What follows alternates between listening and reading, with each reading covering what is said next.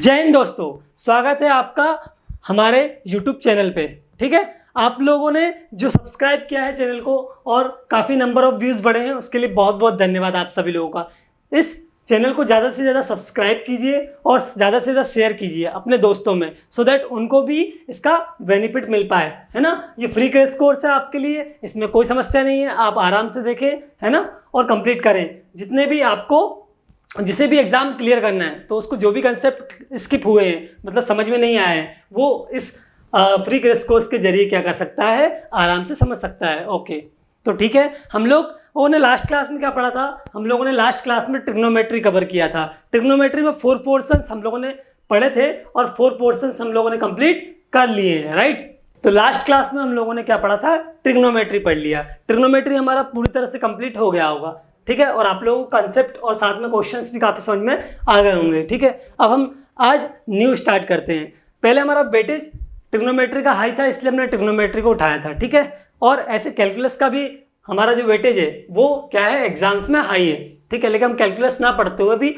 Matrices and determinants पढ़ने जा रहे हैं। मैट्रिसेस एंड डिटर्मिनेंट्स भी आपके लिए काफ़ी प्रॉफिटेबल है, ठीक है। उसको समझना भी बेहतरीन मजे आते हैं समझने में, ठीक है, और साथ ही साथ में वो हमें काफ़ी मार्क्स कवर भी करके देता है। तो मैट्रिसेस एंड डिटर्मिनेंट्स हम लोग स्टार्ट करते हैं। The first one is matrices. मैं पहला जो पढ़ाने जा रहा हूँ वो आपको मैट्रिसेस पढ़ाने जा रहा हूँ। आफ्टर दैट हम लोग चर्चा करेंगे किस पे, डिटर्मिनेंट्स पे। तो बात करते हैं मैट्रिसेस की। मैट्रिसेस होता क्या है? मैट्रिसेस की अगर डेफिनेशन की बात करें तो डेफिनेशन होती है a set of mn numbers arranged in the form of rectangular array. A set of mn numbers, mn numbers का सेट है, उसे यदि हम रेक्टेंगुलर अरे में अरेंज करते हैं, रेक्टेंगुलर अरे में, ये हमारा रेक्टेंगुलर अरे, इसमें अरेंज करते हैं इन द फॉर्म ऑफ रेक्टेंगुलर अरे ऑफ m बाय n के यदि रेक्टेंगुलर अरे में हम अरेंज करते हैं नंबर्स को तो हम उसे क्या कहते हैं, मैट्रिक्स। तो मैट्रिक्स की डेफिनेशन क्या हो गई? अ set of mn numbers arranged in the form of rectangular अरे of m rows and n columns। m rows and n columns is called matrix. क्या बोलते हैं उसे? मैट्रिक्स बोलते हैं। और कितने बाय कितने का मैट्रिक्स? m बाय n का मैट्रिक्स। चलो आओ इसको स्टार्टिंग से देखते हैं।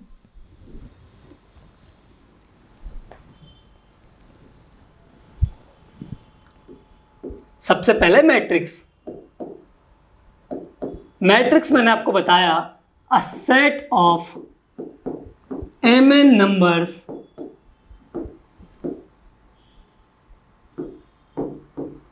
arranged in the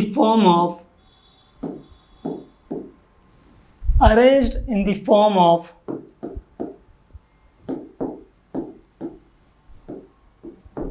rectangular array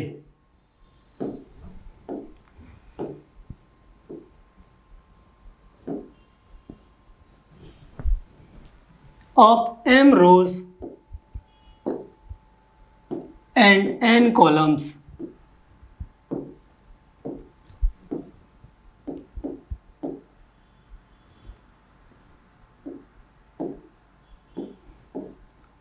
is called a matrix of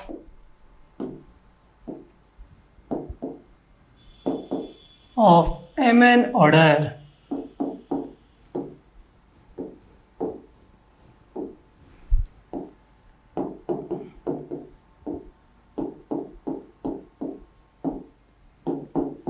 ठीक है, तो डेफिनेशन हमें समझ में आ गई। इसे रिप्रेजेंट कैसे करते हैं हम वो देखते हैं। ए हमारा कोई मैट्रिक्स है तो उसको हम कैसे दिखाएंगे? ये रेक्टेंगुलर अरे है आपका, इसके अंदर आपको क्या करना है, नंबर्स को अरेंज करना है, ठीक है। वो कौन कौन से नंबर हो सकते हैं? वो रियल नंबर्स भी हो सकते हैं और कॉम्प्लेक्स नंबर भी हो सकते हैं। तो ये नंबर्स कहने का मतलब क्या है? वो आपके रियल नंबर्स भी हो सकते हैं और कॉम्प्लेक्स नंबर भी हो सकते हैं। मैट्रिक्स रियल नंबर से भी बनाया जा सकता है और आपके कॉम्प्लेक्स नंबर से भी बन सकता है। क्लियर है? ओके, तो ये हमने डेफिनेशन पढ़ी। डेफिनेशन के अकॉर्डिंग हमारा वर्ड आया m इंटू एन ऑर्डर, ठीक है। तो ये आपका एक मैट्रिक्स है, A is equal to A I जे और रेक्टेंगुलर अरे के अंदर m इंटू एन, ठीक है। ये क्या है? m इंटू एन आपका ऑर्डर है, इसे बोलते हैं ऑर्डर ऑफ मैट्रिक्स। क्या बोलते हैं? Order of matrix.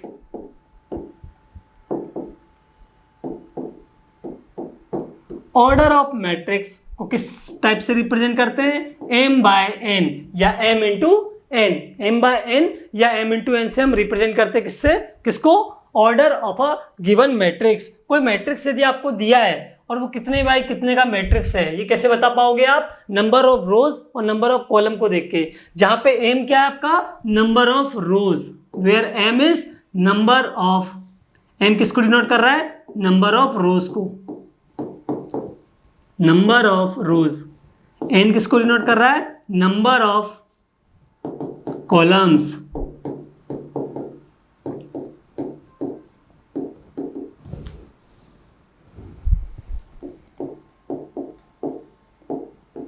ठीक है, number of rows and number of columns, ये और ठीक है, इसको सही कर लेना।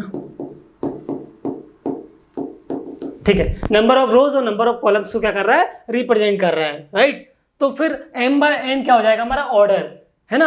अब हम मैट्रिक्स को लिखते हैं, ये मैंने एक A मैट्रिक्स है, ये A मैट्रिक्स है जिसमें एलिमेंट है A11, A12, A13, A21, A22, A23, A31, A32, A33,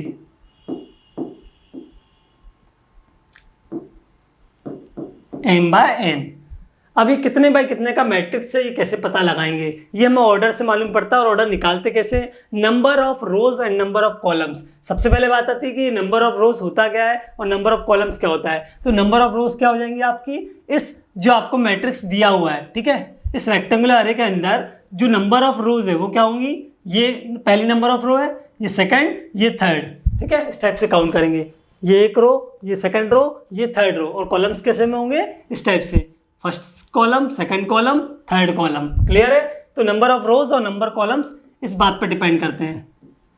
ये देखिए, अगर मैंने एक मैट्रिक्स ऐसा बनाया और इसके अंदर एलिमेंट डाल दिए A11, A12, A13, A14, A21, A22, A23, A24, right. इस टाइप से मैंने एक मैट्रिक्स बनाया और इसके अंदर ये क्या डाल दिए, ऑल एलिमेंट्स डाल दिए, ठीक है। इस टाइप से मैंने इन्हें क्या कर दिया, अरेंज कर दिया। तो रो क्या होंगी, ये आपकी रोज होंगी, ये फर्स्ट रो में बैठे हुए एलिमेंट्स हैं, ये सेकंड रो में और ये थर्ड रो में। कॉलम्स क्या होंगे, वर्टिकली, इस टाइप से, ये फर्स्ट कॉलम, ये सेकंड कॉलम, ये थर्ड कॉलम और ये फोर्थ कॉलम, ठीक है। इस टाइप से आपके ये रो हो जाएंगे और ये कॉलम हो जाएंगे, ठीक है। तो रोज और कॉलम आपको क्लियर है। तो नंबर ऑफ रोज m किसको डिनोट करता है, नंबर ऑफ रोज को, और n किसको डिनोट करता है, नंबर ऑफ कॉलम्स को। तो नंबर ऑफ रोज और नंबर ऑफ कॉलम्स हम देख कर बता सकते हैं कितने बाई कितने का मैट्रिक्स है, ऑर्डर उसका कितना है। यदि मैंने सपोज करो फॉर एग्जाम्पल, इसको रफ करते हैं, फॉर एग्जाम्पल यदि मैंने एक मैट्रिक्स लिखा A is equal to A11, A12, A13, A14, B11, B12, B13, B14, इस टाइप का कोई भी मैट्रिक्स लिखा, यहाँ पे A में भी रिप्रेजेंट कर सकते हैं हम लोग, कैसे, सेकंड रो फर्स्ट कॉलम, ठीक है, इस टाइप से भी रिप्रेजेंट कर सकते हैं। तो ये जो आपको दिख रहा है, ये कितने बाय कितने का ऑर्डर का है, ये मैट्रिक्स हमारा 2/3 ऑर्डर का है, 2/4 ऑर्डर का है। 2/4 क्यों, क्योंकि नंबर ऑफ रोज हमने काउंट करी, फर्स्ट सेकंड, तो नंबर ऑफ रो कितनी है इसमें, इस दिए हुए मैट्रिक्स में नंबर ऑफ रो 2 है और कॉलम्स कितने हैं, 4 कॉलम्स है, 1 2 3 एंड 4, तो 2/4, 2/4 क्या हो जाएगा हमारा, इस मैट्रिक्स का ऑर्डर हो जाएगा, राइट। अब हम नेक्स्ट मैट्रिक्स रिप्रेजेंट करते हैं, 1 2 3 4 5 6 7 8 9, ये किस टाइप का मैट्रिक्स है, ये किस ऑर्डर का मैट्रिक्स है। तो नंबर ऑफ रोज काउंट करते हैं, first second third, first second third, number of rose 3, number of columns 3। Sir ये 3/3 का मैट्रिक्स है, तो ऑर्डर कितना हो जाएगा इसका, 3/3। अब ये डिपेंड करेगा कि मैट्रिक्स कौन सा है, क्योंकि m ये क्या है हमारा, m को रिप्रेजेंट करता है, ये किसको, n को। तो एक केस ऐसा आ रहा है कि m is equal to n है, ठीक है, तो वो उसी मैट्रिक्स को हम स्क्वायर मैट्रिक्स बोल देंगे, ठीक है। ये एक टाइप का शेप जो हो जाएगा, उतने ही नंबर ऑफ रोज होंगे, उतने ही नंबर ऑफ कॉलम्स होंगे, क्लियर है। तो वो स्क्वायर मैट्रिक्स का केस हो जाएगा। अगर यहाँ पे डिफरेंट है, ये m और ये n, अगर यहाँ पे 4/3 होता, लेट सपोज 4/3 होता ऑर्डर हमारा, तो ये कुछ इस टाइप का बनता, ठीक है। और यही अगर 3/4 का होता तो ये कुछ इस टाइप का बनता। क्लियर है? तो इस टाइप से ऑर्डर पे डिपेंड करता है। ओके, देन हम नेक्स्ट करते हैं। इतना क्लियर हुआ? ओके, बात करते हैं टाइप्स ऑफ मैट्रिसेस की। Types of matrices,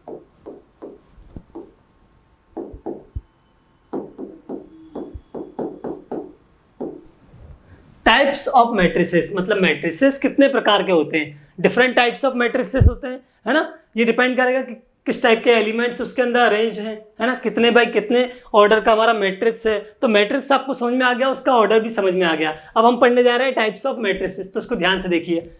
first one है आपका नल और जीरो मैट्रिक्स। नल और जीरो मैट्रिक्स, नल और जीरो मैट्रिक्स। किसी मैट्रिक्स के अंदर हम नंबर ऑफ एलिमेंट्स को अरेंज करते हैं या ढेर सारे नंबर को क्या करते हैं, अरेंज करते हैं, तो उन्हीं को बोलते हैं एलिमेंट्स। मतलब यदि ये मेरा कोई मैट्रिक्स ए दिया है 1 2 3 4 5 6 7 8 9, ये हमारा कोई मैट्रिक्स दिया हुआ है। क्लियर है? तो ये मैट्रिक्स जो है ये किस टाइप का मैट्रिक्स है, ये कैसे समझ में आएगा, number of row number of column को देखकर। क्लियर है? इतना तो क्लियर था आपको। अब बात करते हैं जीरो मैट्रिक्स। तो हम जीरो मैट्रिक्स किसको बोलेंगे बता रहा हूं। ए इज इक्वल टू, यदि यही सारे एलिमेंट्स आपके क्या हो, 0 0 हो, मतलब किसी भी रेक्टेंगुलर अरे के अंदर जितने भी एलिमेंट्स आए, आपके नंबर ऑफ एलिमेंट्स कितने भी हो सकते हैं, जितने भी नंबर ऑफ एलिमेंट्स आए, यदि वो सारे एलिमेंट्स क्या हो जाए, 0, A11 A12 A13 A21 A22 A23 A31 A32 A33 m/n, m/n हमें पता है 3/3 का है, तो क्या लिख देंगे 3/3। ऑर्डर कितना हो जाएगा, 3/3 के। यदि ये सारे एलिमेंट्स क्या हो जाए, 0 हो जाए, each and every element of a given matrix is equal to 0, वो 0 के इक्वल हो जाए, तो हमारा कौन सा मैट्रिक्स हो जाएगा, जीरो मैट्रिक्स हो जाएगा।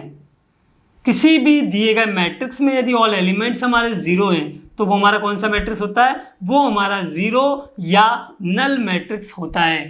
तो ये आपका 0 या नल मैट्रिक्स हो गया। ये क्लियर इतना?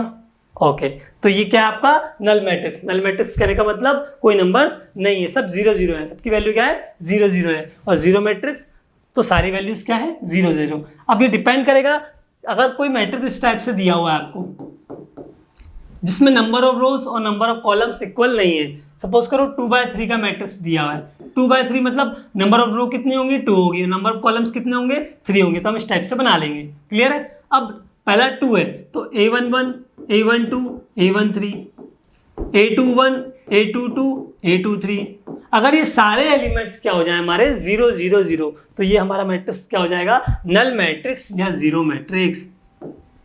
0 0 0 0 0 0 0 0 0, तो ये क्या कहलाएगा, हमारा नल मैट्रिक्स। तो नल मैट्रिक्स वो मैट्रिक्स होता है जिसके हर एलिमेंट्स क्या होते हैं, हमारे 0 होते हैं। देन नेक्स्ट बात करते हैं। इसके बाद आता है आपका रो मैट्रिक्स। सेकंड जो आता है वो आता है आपका row matrix. Row matrix, row matrix वह मैट्रिक्स होता है जिसमें सिंगल रो होती है, having a matrix in which a matrix having a matrix having single row and number of columns, या फिर plural columns, plural number of columns या number of columns लिख देते हैं हम लोग। a matrix having single row and number of columns, columns, तो उसे क्या बोलेंगे हम, अच्छा यहाँ गलत लिख दिया था, ठीक कर लेना आप लोग, है ना, कोई बड़ी बात नहीं। ओके, तो a matrix having single row and number of columns, यदि रो सिंगल है और कॉलम्स कितने हैं, ज्यादा है, मतलब एक ही रो है और कॉलम्स कितने हैं, कितने भी हो सकते हैं, 2 हो सकते हैं, 4 हो सकते हैं, 6 हो सकते हैं, बट वो रो से ज़्यादा होना चाहिए, है ना। तो उसे क्या बोलेंगे हम, रो मैट्रिक्स। अगर मैं बात करूँ, ये आपका क्या हो जाएगा 1 2 3 एंड 4, ये आपका कोई गिवन मैट्रिक्स है। इसमें रो कितनी है गिनेंगे हम लोग, तो रो 1 है। कॉलम कितने हैं 1 2 3 एंड 4, 4 कॉलम है, ठीक है। एक सिंगल रो है और 4 कॉलम है, तो जब भी रो दिख रही है सिंगल, ठीक है, तो हम इसको क्या बोलेंगे, रो मैट्रिक्स। तो रो मैट्रिक्स ये हमारा रो मैट्रिक्स हो गया, जिसमें सिंगल रो है और नंबर ऑफ कॉलम्स ज़्यादा है। तो उसको लिखना कैसे, 1/4। 1/4 क्यों सर, n की वैल्यू 1 है, नंबर ऑफ रोज कितना है 1 है, इसलिए हमने क्या रखा है यहाँ पे 1, और n की वैल्यू क्या है, नंबर ऑफ कॉलम्स की वैल्यू 4 है, तो हमने लिख दिया 1/4। तो ये हमारा 1/4 का क्या हो गया, हमारा रो मैट्रिक्स हो गया। क्लियर है।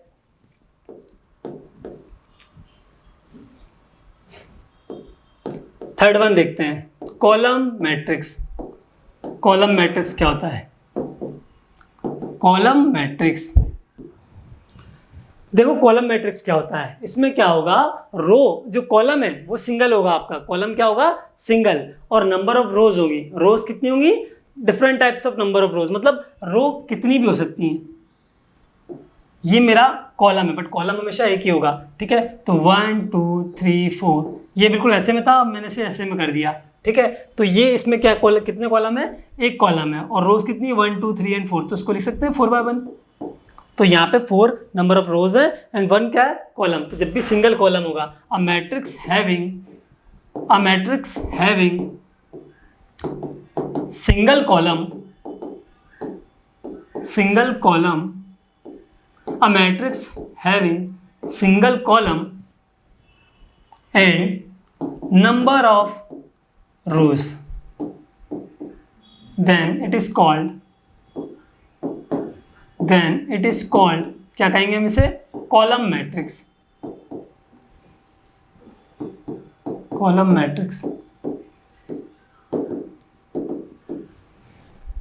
इतना ठीक है, okay. Then next, row matrix समझ में आ गया, कॉलम मैट्रिक्स समझ में आ गया, इसके बाद बात करते हैं। नेक्स्ट है हमारा horizontal matrix and vertical matrix. तो कितना हो गया ये 4 हॉरिजॉन्टल मैट्रिक्स।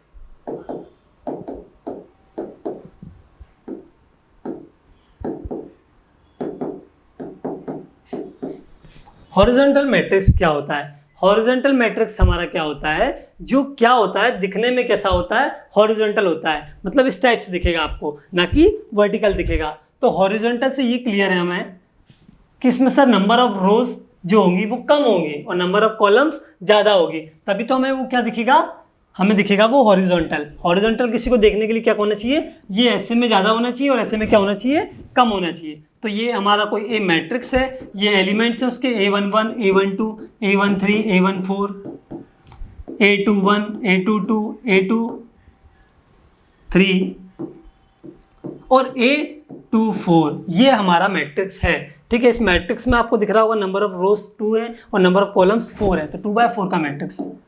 कौन कम है, नंबर ऑफ रोज कम है, किससे कम है, नंबर ऑफ कॉलम से कम है। तो यहाँ पे ये m है और ये n है, तो m लेस देन n है, m लेस देन n है। अच्छा, इनको हम जो ij से रिप्रेजेंट करते हैं, aij, तो ये ij से रिप्रेजेंट करने का मीनिंग क्या है, इसको बोलेंगे फर्स्ट रो, है ना, इसको बोलेंगे फर्स्ट कॉलम, है ना। अगर सेकंड प्लेस पे है तो सेकंड रो सेकंड कॉलम, मतलब ये पोजीशन को बताता है। जैसे ये क्या है 1 1 A11 लिख दिया हम लोगों ने, A11 मतलब फर्स्ट रो और फर्स्ट कॉलम, कौन सा रो है और कौन से कॉलम में वो प्लेस्ड है, हमारा एलिमेंट किस रो की किस कॉलम में प्लेस्ड है, ये कौन बताएगा, ij। तो ij इस बात को डिनोट करता है, ij किस बात को डिनोट करता है कि ये किस प्लेस पे है। ये मैट्रिक्स है, ये 2 3 है, 2 3 में A23, तो i कितना है 2 है और j कितना है 3 है, a कितना है, i कितना है 2 है और j कितना है 3 है। तो ये कैसे मालूम पड़ेगा, सर सेकंड रो में थर्ड कॉलम, सेकंड रो में और थर्ड कॉलम में बैठा है ये हमारा A23, सेकंड रो कहाँ है, first row second row, column third कहाँ है, ये वाला, तो ये एलिमेंट यहाँ से मिल जाएगा। तो aij रिप्रेजेंट करने से मतलब क्या होता है कि कौन सी रो कौन से कॉलम में ये हमारा एलिमेंट रखा हुआ है या बैठा है, ठीक है। चलो, तो हम लोग बात कर रहे हैं हॉरिजॉन्टल मैट्रिक्स की। तो if any given matrix the number of row is less than number of columns, ये मैंने लिख दिया है, ठीक है। तो इफ एनी नंबर को किसी भी दिए गए मैट्रिक्स में यदि आपके number of row less than हो किससे, नंबर ऑफ कॉलम से, तो आप क्या बोलेंगे उसे, आप बोलेंगे उसे हॉरिजॉन्टल मैट्रिक्स। नंबर ऑफ रो कम है, नंबर ऑफ कॉलम ज़्यादा है, रो मैट्रिक्स हो जाएगा। दिखने में बिल्कुल हॉरिजॉन्टल दिखेगा, इसलिए इट लुक्स हॉरिजॉन्टल। इसके बाद बात करते हैं वर्टिकल मैट्रिक्स की। ये सब लिखे हुए हैं, मैं आपको समझा देता हूँ, एक्सप्लेन कर देता हूँ सो दैट आपको अच्छे से क्लियर हो जाए। देखो नेक्स्ट है vertical matrix. If any given matrix the number of rows are greater than number of columns, तो ये क्या हो जाएगा आपका वर्टिकल मैट्रिक्स। वर्टिकल मैट्रिक्स कब बोलेंगे हम? किसी मैट्रिक्स को आप वर्टिकल मैट्रिक्स कब बोलेंगे? जब उसमें number of columns number of रोज ज़्यादा होंगे और नंबर ऑफ कॉलम कम होंगे। मतलब ये देखो, नंबर ऑफ कॉलम यदि कम हुए और नंबर ऑफ रो ज़्यादा हुई, चलो एक बार और देखते हैं। Vertical matrix, if any given matrix the number of rows are greater than number of columns, number of row आपकी ज़्यादा है, नंबर ऑफ कॉलम्स कम है, नंबर ऑफ कॉलम्स कम होने की वजह से ये हमारा कैसा दिखेगा? Vertical matrix. तो ऐसा मैट्रिक्स जो हमें वर्टिकल दिख रहा है वो हमारा क्या हो जाएगा? वर्टिकल मैट्रिक्स, जिसमें नंबर ऑफ रोज क्या होंगी आपकी ज़्यादा और नंबर ऑफ कॉलम्स क्या होंगे? कम। ये नंबर ऑफ रोज ज़्यादा है और नंबर ऑफ कॉलम्स क्या है?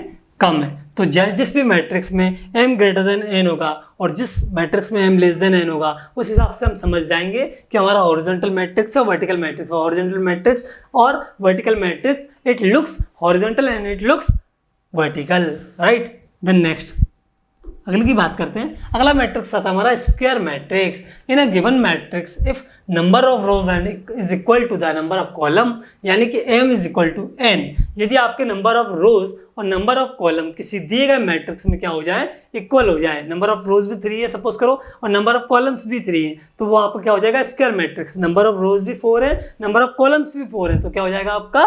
Square matrix. तो 3/3 हो सकता है, 2/2 हो सकता है, 4/4 हो सकता है ना। बस m और n क्या होना चाहिए? इक्वल होना चाहिए। यहाँ पे हम बोल रहे हैं m is equal to n। m is equal to n कहने का मतलब नंबर ऑफ रोज और नंबर ऑफ कॉलम्स इक्वल होना चाहिए। तो गिवन मैट्रिक्स हमारा क्या कहलाएगा? Square matrix. स्क्वायर मैट्रिक्स वो मैट्रिक्स होता है जिसमें नंबर ऑफ रोज और नंबर ऑफ कॉलम्स आपस में इक्वल होते हैं। इसके बाद बात करते हैं डायगोनल मैट्रिक्स की। डायगोनल मैट्रिक्स क्या होता है? देखिए, ये आपका कोई भी मैट्रिक्स है 3/3 का, इसमें यदि डायगोनल के एलिमेंट्स आपके दिए और उनके अलावा जितने भी एलिमेंट्स बचे वो क्या हो जाए? 0। मतलब डायगोनल पे एलिमेंट्स तो हों बट बाकी सारे 0, तो क्या हो जाएगा? Diagonal matrix.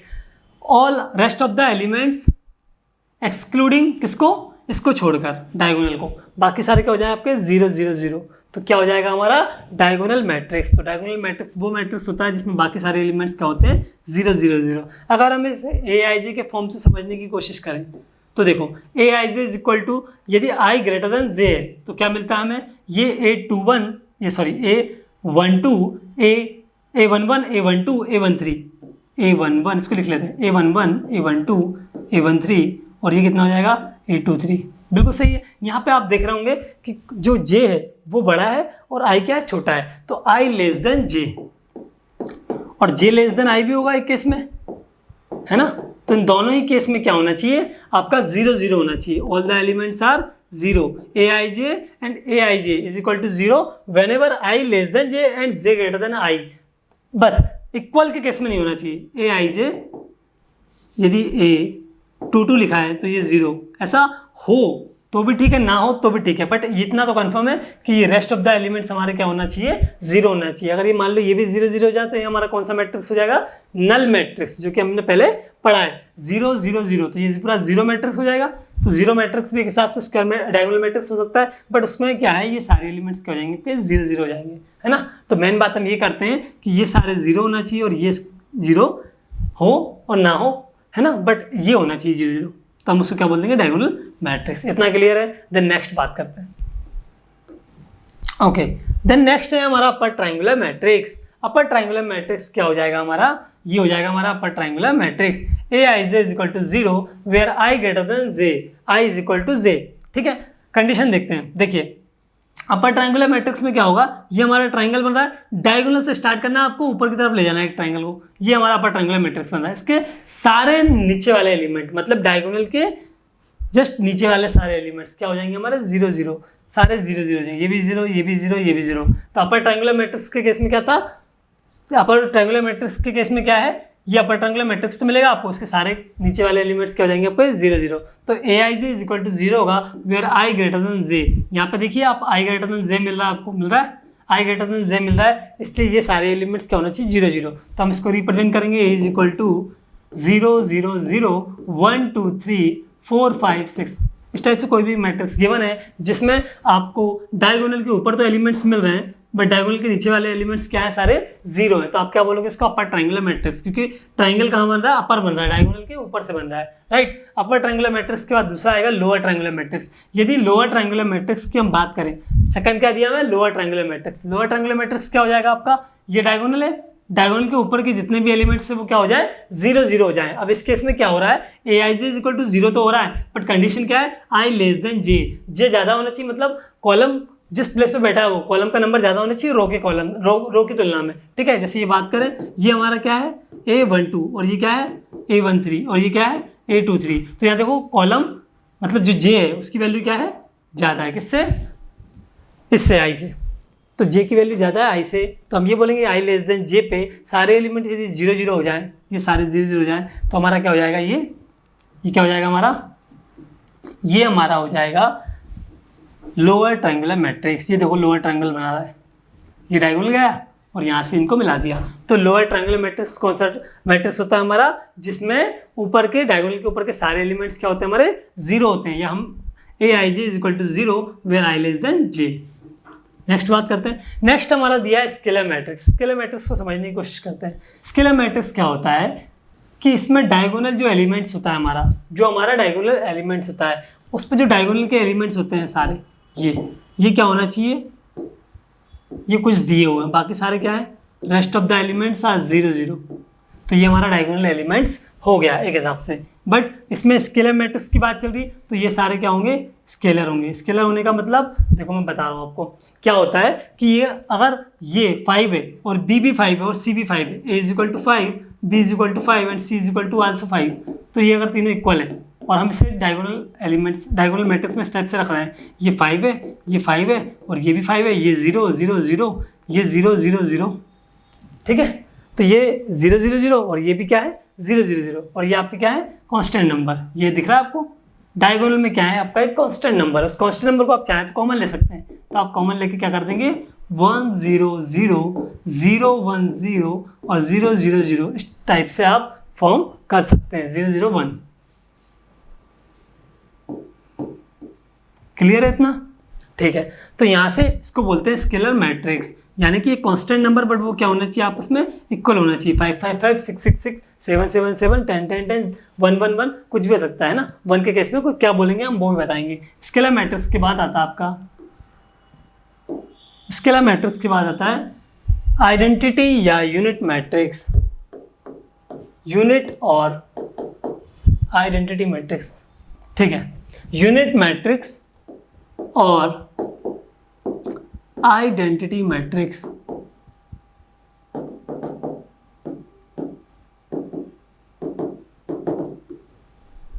Unit matrix identity matrix किस मैट्रिक्स को बोलते हैं देखते हैं।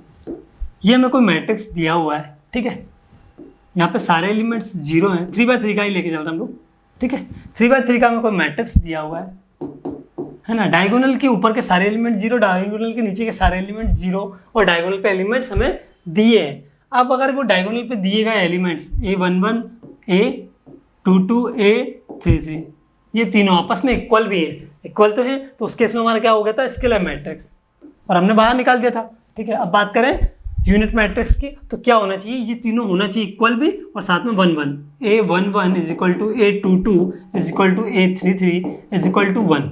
ये वाली कंडीशन यदि होगी तो हम क्या बोलेंगे इसे यूनिट मैट्रिक्स और आइडेंटिटी मैट्रिक्स। यदि ये सारे एलिमेंट्स 1 1 हो जाएं, डायगोनल के सारे एलिमेंट्स 1 1 हो जाएं,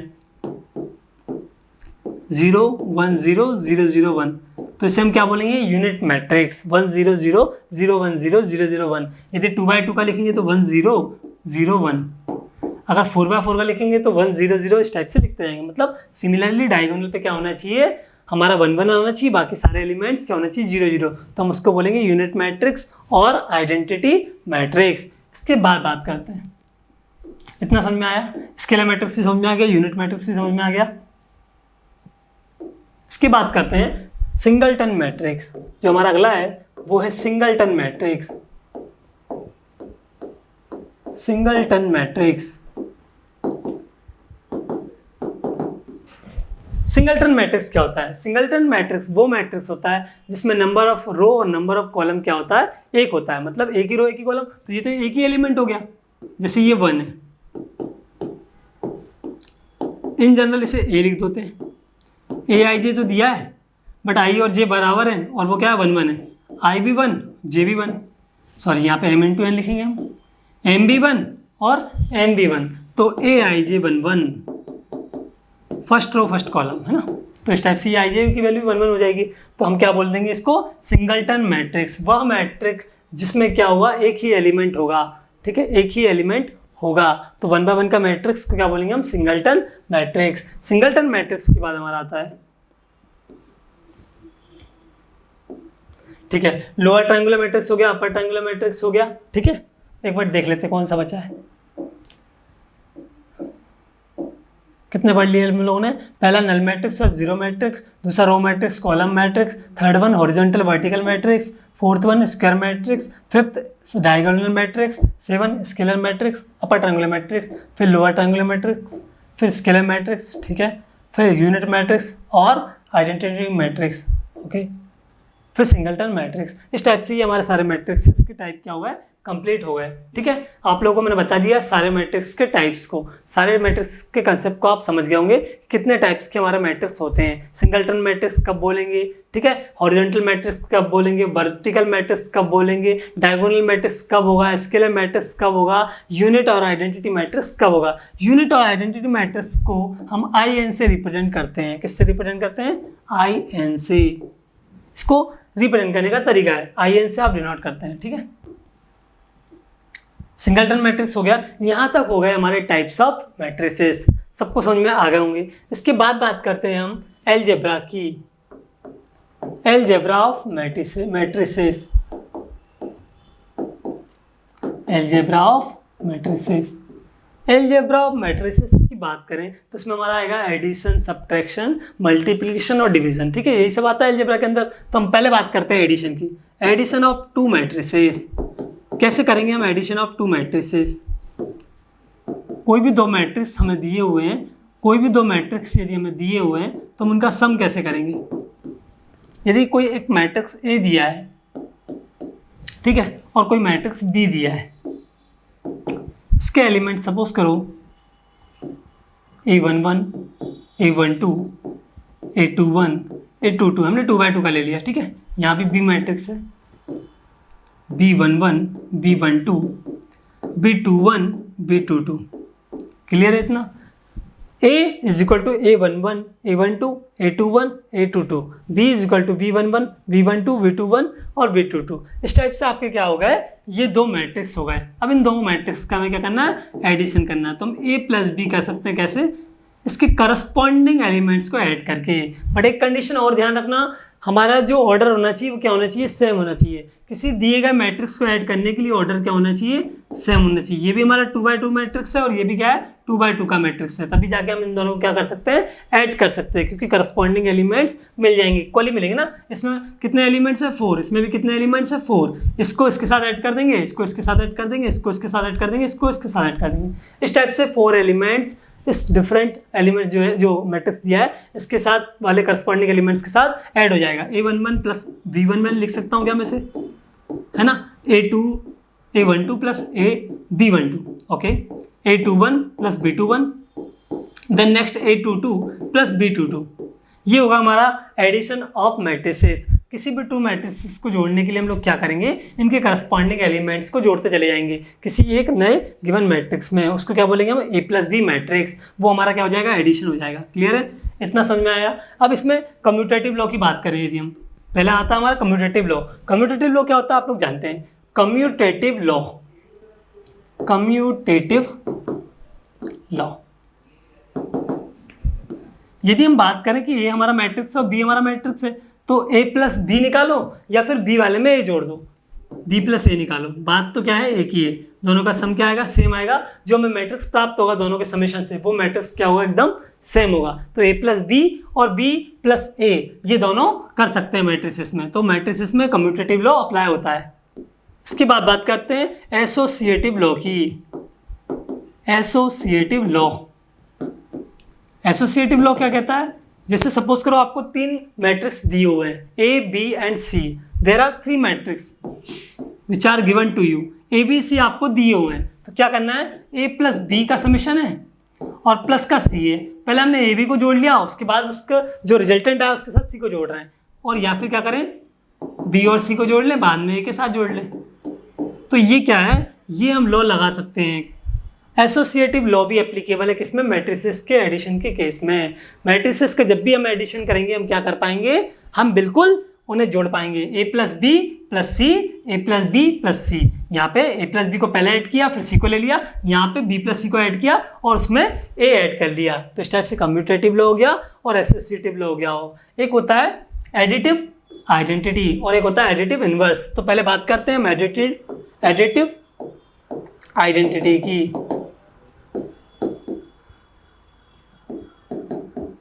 चलो, एडिटिव आइडेंटिटी का कहने का मतलब क्या हुआ कि जैसे हमें कोई 2 मैट्रिक्स का समेशन करना है, राइट। तो हमारे पास एक मैट्रिक्स है 0 मैट्रिक्स और एक है ए मैट्रिक्स। तो a plus 0 is equal to कितना हो जाएगा, 0 प्लस ए हो जाएगा, और ये हमेशा 0 आएगा। 0 आएगा क्या, नहीं, ए आएगा। चलो, मतलब कहने का मीनिंग ये है कि यदि हमारा मैट्रिक्स कोई ए गिवन है हमें, उसमें हमने 0 ऐड किया, ठीक है, और 0 में ए ऐड किया, तो ये बात एक ही है, मतलब उसमें कोई चेंजेस नहीं आएगा, है ना। तो 0 मैट्रिक्स को इस तरह से ऐड करने की प्रोसेस को क्या बोलते हैं, एडिटिव आइडेंटिटी। इसके बाद आता है हमारा एडिटिव इनवर्स। एडिटिव इनवर्स का मतलब ये होता है कि कोई मैट्रिक्स यदि हमें गिवन है और उसमें हम क्या ऐड करें, उसी का नेगेटिव साइन के साथ मैट्रिक्स, मतलब ए में हम ऐड करें माइनस का ए, तो इसको हम क्या बोलते हैं, ये बोलते हैं हम एडिटिव इनवर्स मैट्रिक्स। तो ए प्लस माइनस का ए इज इक्वल टू माइनस का ए प्लस ए, है ना, ये हो जाएगा हमारा एडिटिव इनवर्स। इनवर्स मतलब उल्टा, ठीक है, इनवर्स मतलब उल्टा। तो इनको आप ऐड करोगे तो डायरेक्ट सब्ट्रैक्शन जैसा हाल हो जाएगा, ए माइनस ए। बाकी इसे लिखते नहीं हम लोग, नॉर्मली लिख लेते हैं, ए है उसका उल्टा माइनस ए, ठीक है, और माइनस ए और ये ए। तो इस टाइप से हमारा क्या हो जाएगा, एडिटिव इनवर्स वाला। तो इस टाइप से हमें 4 कंसेप्ट समझ में आ गए एडिशन ऑफ मैट्रिसेस। कौन कौन से, यदि मैं बात करूँ एडिशन ऑफ 2 मैट्रिसेस की, किन्हीं 2 मैट्रिसेस को जोड़ना है, ठीक है, तो आप क्या करोगे, इस टाइप से ये आपको दिया हुआ है। 3 मैट्रिसेस को जोड़ना तो भी वही होगा, बट हम पहले 2 पे बात करते हैं। ए प्लस बी, 2 का हमें एडिशन करना है, राइट, तो इनके करस्पॉन्डिंग एलिमेंट्स को हमने ऐड कर दिया और हमारा नया मैट्रिक्स ए प्लस बी बन गया। अगर हम बात करें कि भाई कैसे करेंगे, तो कम्यूटेटिव लॉ भी अप्लीकेबल है इसमें। मतलब समेशन ऑफ 2 मैट्रिसेस में क्या है, कम्यूटेटिव लॉ लगाएंगे तो A plus B is equal to हो जाएगा बी प्लस ए। आगे पीछे करने से कोई चेंजेस नहीं आएगा। एसोसिएटिव लॉ की बात करें तो ये 3 मैट्रिक्स गिवन है, ए प्लस बी प्लस सी और ए प्लस बी प्लस सी, तो ये भी मैंने आपको क्लियर कर दिया। एसोसिएटिव लॉ भी आपको समझ में आ गया। इसके बाद बात करते हैं एडिटिव आइडेंटिटी की। A plus 0 and 0 plus A plus 0 and 0 plus A क्या हो जाएगा हमारा एडिटिव आइडेंटिटी। या किसी आइडेंटिटी में मान लो आप 0 जोड़ दो और यहाँ पे भी 0 जोड़ दो, तो आपका आंसर आइडेंटिटी ही बच जाएगा। जैसे आइडेंटिटी क्या होता है मैंने बता दिया आपको, क्या होता है 1 0 0। ये 3/3 का आइडेंटिटी लिखे तो कैसे लिखेंगे, 0 1 0 0 0 1, है ना। किसी स्क्वायर मैट्रिक्स, उसमें डायगोनल मैट्रिक्स, स्केलर मैट्रिक्स के बाद जो इक्वल टर्म्स 1 1 आते हैं उसको हम आइडेंटिटी मैट्रिक्स बोलते हैं। ये तीनों क्या होते हैं हमारे 1 1 1 होते हैं, ठीक है। तो इस टाइप से इसमें अगर आपको 0 0 मैट्रिक्स जोड़ेंगे या नल मैट्रिक्स जोड़ेंगे तो वही आ जाएगा identity matrix. 0 i plus 0 is equal to 0 plus I. तो 0 ऐड करने पर किसी में भी क्या हो जाएगा, आपका वही मैट्रिक्स बन जाएगा। ओके, एडिटिव इनवर्स की बात करेंगे तो ए में आप ऐड करो माइनस का ए, तो कितना हो जाएगा, इसमें उल्टा भी पॉसिबल है, मतलब इन दोनों के सब्ट्रैक्शन के बराबर हो जाएगा, ए माइनस ए। करस्पॉन्डिंग एलिमेंट्स को आप क्या कर दीजिए, सब्ट्रैक्ट कर दीजिए, तो भी आपका आंसर आ जाएगा, वही मैट्रिक्स निकल के आ जाएगा। तो इस टाइप से आपको एडिशन क्लियर हो गया। इसके बाद पढ़ना है हमें सब्ट्रैक्शन। किसी भी 2 एलिमेंट्स का सब्ट्रैक्शन कैसे करेंगे, तो सब्ट्रैक्शन ऑफ 2 मैट्रिसेस। नेक्स्ट समझते हैं सब्ट्रैक्शन ऑफ 2 मैट्रिसेस।